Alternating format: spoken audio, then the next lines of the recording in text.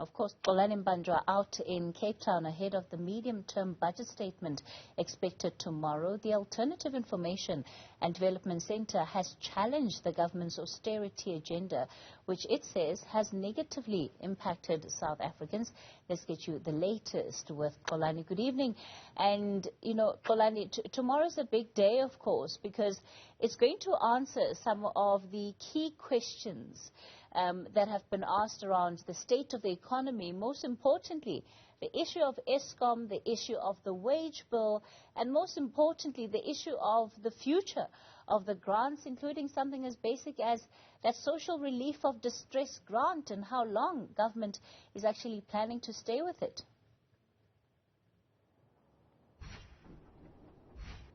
Good evening, Kathy. Yes, indeed, you're absolutely right. We haven't even touched on the issue, the burning issue still of e-tolls. What is Enoch Godongwana, the Minister of Finance, going to do when it comes to that particular issue, as many South Africans do not want to pay for those countries? That's another big hot potato that Transport Minister Fikile Mbalula did say a couple of months ago. We will get answers, at least in the MTBPS. But you touched on the Alternative Information and Development Centre and their very thorough report that they have done in terms of research, and it is calling really for government to actually scrap this budgeting process and actually start afresh. And I'm not alone this evening, Kathy. I am with Dick Forslund, who is the senior economist at the AIDC, and he has joined me here in Parliament.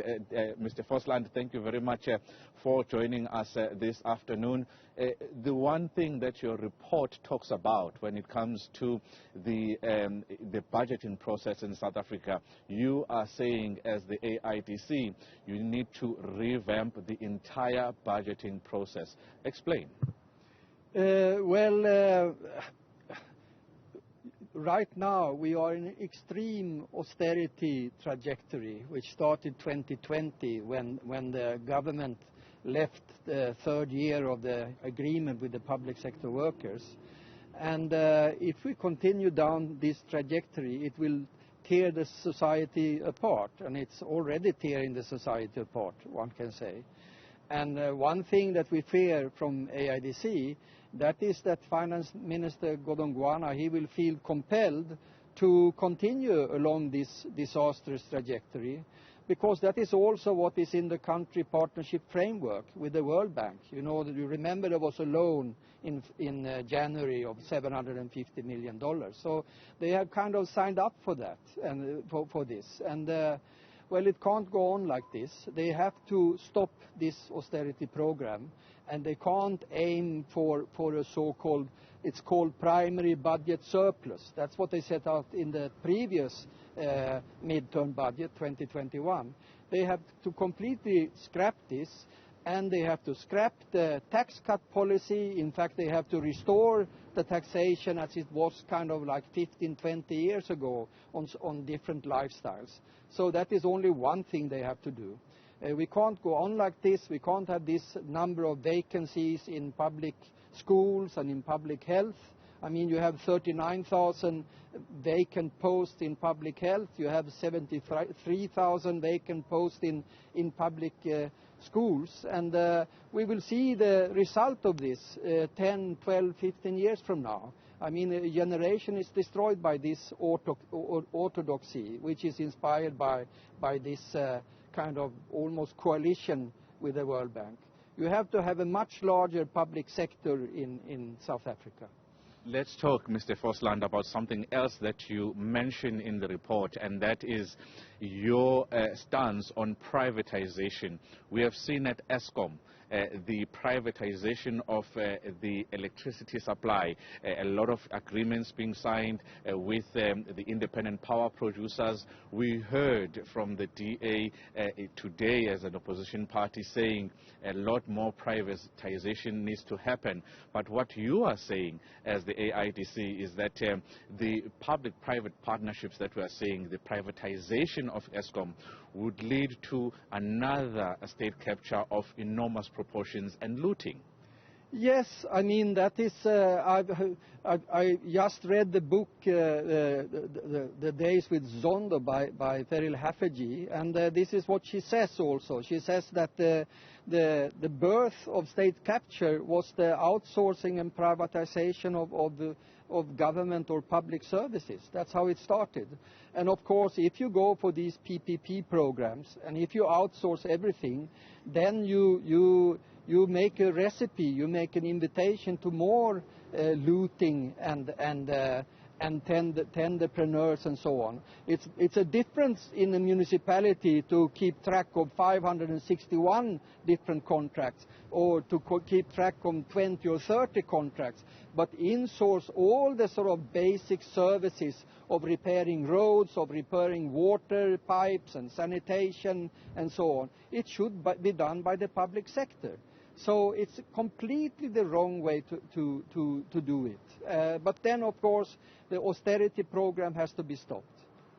Mr. Forslund, before I hand back to Joburg, one thing that is quite clear is that the debt trajectory in this country unsustainable at current levels, and there are demands from all around, whether it's the basic income grant which you are calling for, or the wage demands from the public sector. This is unsustainable at the rate at which it is going. How does the center view what needs to happen from a policy perspective here when it comes to Kodongwana tomorrow? Yeah, one thing that the finance minister doesn't want to discuss, and which he refused to take in, is that the state pension fund, GEPF, is a main creditor of both ESCOM and the government. The ESCOM is paying 7-8 billion rand in interest rate to the state pension fund, and the government is paying kind of 45 billion rand to the state pension fund every year. And the thing is that the state pension fund, the GPF, it doesn't need this money. It's only the finance industry who needs a bloated over 2 trillion state pension fund, which runs with a surplus of close to 60 billion rand every year, who needs the investment on the Johannesburg Securities Exchange, on the stock market. But the pensioners or the members of the fund, they don't need such a large fund. The state pension fund doesn't need it. So basically we have a debt crisis because the state is paying debt, so doing debt service to itself. These loan contracts and these kind of bonds that the state pension fund have in ESCOM, they should be renegotiated. And I mean, this is a way, it's almost like the treasury or the finance industry or whatever, the rich of this country, they want the debt crisis, almost, because that is the way to privatize more and to cut the public services more. Use the pension funds as you have done in many countries before when they have been sort of managed by the state. You use the surpluses in these state funds in order to solve the problem we have now. And as you've said before, the hallmark of capitalism, as some would say, is privatization, something that the AIDC is also talking about. Here with me, Dick Forslund, the chief economist at the senior economist at the Alternative Information and Development Center. Back to you, Kathy.